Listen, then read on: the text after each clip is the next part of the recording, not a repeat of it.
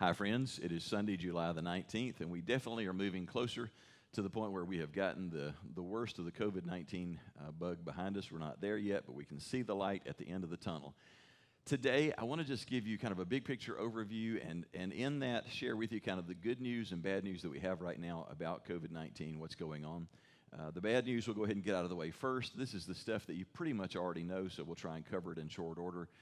To summarize, at every level that you look, like last week, the numbers are continuing to grow. The rate of infection and death are both continuing to increase at every level. On the world scope, the rate of infection last week compared to this week, again, the numbers are always a 7-day rolling average. So last Sunday's numbers, globally, it was 209,000 new cases per day. As of this weekend, we're up to 226,000 new cases per day, an increase of about 8 or 8.5%. The number of deaths per day increased from a week ago to today. Has grown from a little under 4,900 deaths per day to a little over 5,300 deaths per day.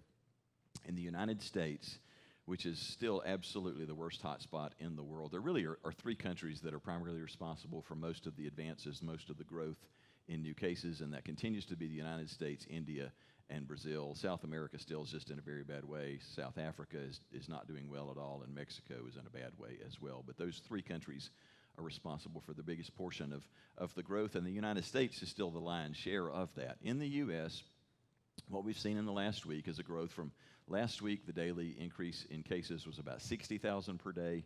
As of this weekend, that's grown to a little over 68,000 cases per day.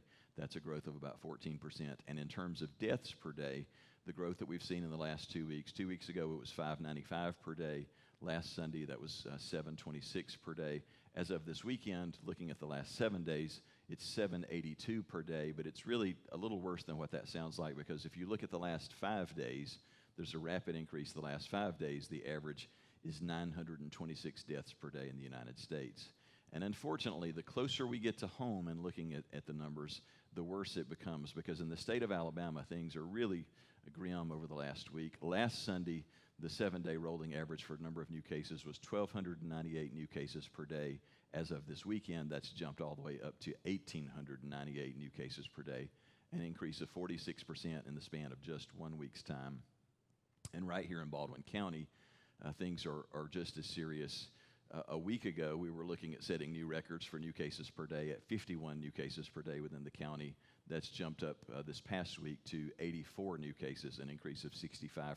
So it's easy to see why the governor of Alabama passed the new orders requiring masks to be worn and set us back closer to where we were in May, and it was with good reason, particularly whenever you consider that the National Task Force for COVID-19 had laid out very specific parameters for having to return to phase 1 of the reopenings. And they found that there are 18 states that need to return to phase 1. They use 2 different metrics to determine what takes you back to that. It's rate of infections hitting a certain level, or the percentage of cases that come back positive for a state being at 10% or higher. Well, in Alabama, in the month of May, we had gotten below 10% for the positive cases. In the month of June, that hovered between 10 and 11%. Well, this past week in Alabama, the positivity rate of COVID-19 tests was 17%. So both of the metrics were way beyond the thresholds for needing to return to the phase 1 of reopening. So it's why the governor took the steps that she did. So that's the bad news side of things, that the disease is still growing. But there is actually a lot of good news to be considered right now, and I want to just point some of those things out to you. For one, we should be encouraged that there is clear evidence that there is a vaccine on the horizon, and it probably is only about 5 or 6 months away. That is very good news. They project that in the first 3 to 6 months of having a vaccine, that they'll likely be able to produce 100 million doses of that, which would vaccinate about a third of the United States. So we're very hopeful about that. You should be encouraged. We'll be at a very different place a year from now. You should also be encouraged that we are seeing the second curve flatten. If you looked at the rate of increase of cases going back 4 weeks, the 4th week of June was a 38% increase. The next week was a 31% increase. The following week was a 24% increase, and this past week was a 14% increase. So it's a very steep curve that's flattening now. It's still growing, and if we take more seriously the call to social distancing and masks and all of those things that we're being called back to, we'll probably see that curve flatten out at around 75,000 new cases per day. That's disturbing. But even in that, let me just tell you this piece of good news, because I hear people who are saying, oh, well, why are we even fooling with this stuff? Because we're all going to get it anyway. Let's take a step back and consider that statement, because it's really foolhardy to say we're all going to get it.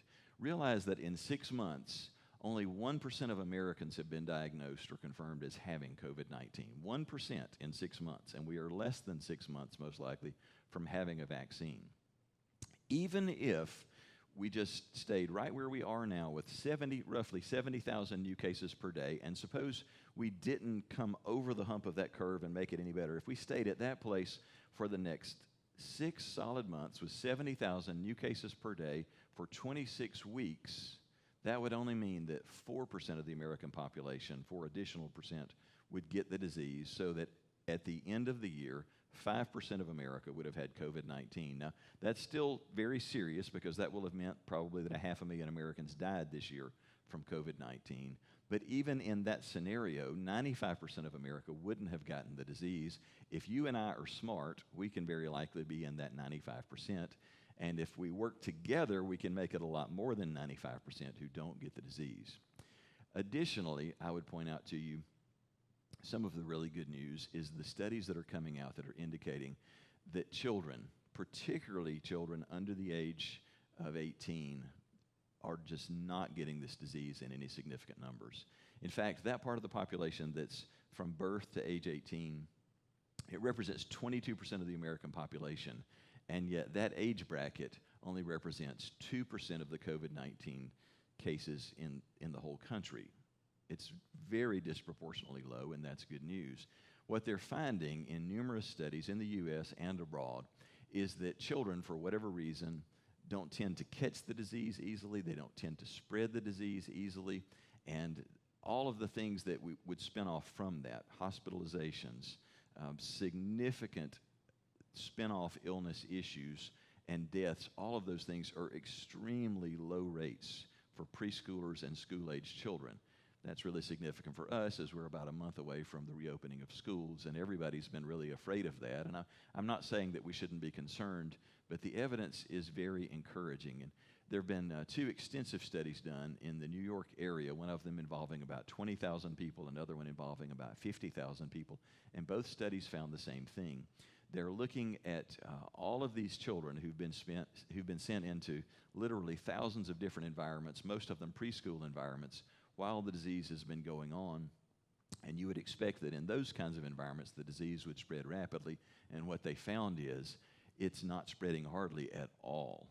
What they've discovered over time is that in these classroom-type environments, that the rate of spread among the children is way, way below 1%, and the rate of spread among the adults is that about 1% of the population of teachers and administrators have wound up testing positive for COVID-19. So very encouraging signs for schools going forward. All of this put together is just a reminder, we still are in a serious situation. We need to behave responsibly, and part of that means that we just do the basics, that we wear our masks, and that we keep our distance, that we avoid gathering. But, you know, when you look around, it's not just the good news from other countries, but right here in the United States, we see tremendously good news in what was the hottest spot in North America, and that is New York, New Jersey, and Massachusetts, which had just been off the scale with cases and COVID-19 deaths. And now it is one of the coldest spots in America in terms of the growth of the disease. It's actually very much under control, and that's without a therapeutic treatment, and that's without a vaccine. It's because masks are required, people are social distancing, and they're avoiding gatherings, and that's how you get this thing under control before the arrival of a vaccine. If we're honest, if we take a look at a map today, a color-coded map of the spread of the disease and of deaths in the United States, what's happening right now, it's funny how much it looks like a map during the Civil War. The Confederacy, the Deep South states from Florida up through the Carolinas, all the way across the Deep South into Texas, is blood red on that map.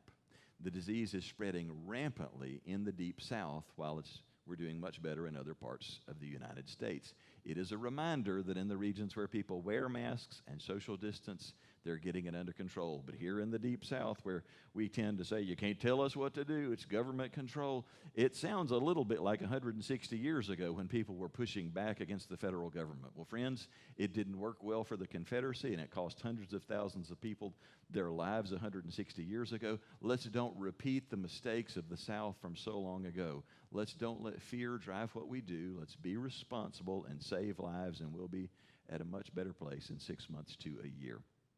We are going to get through this together.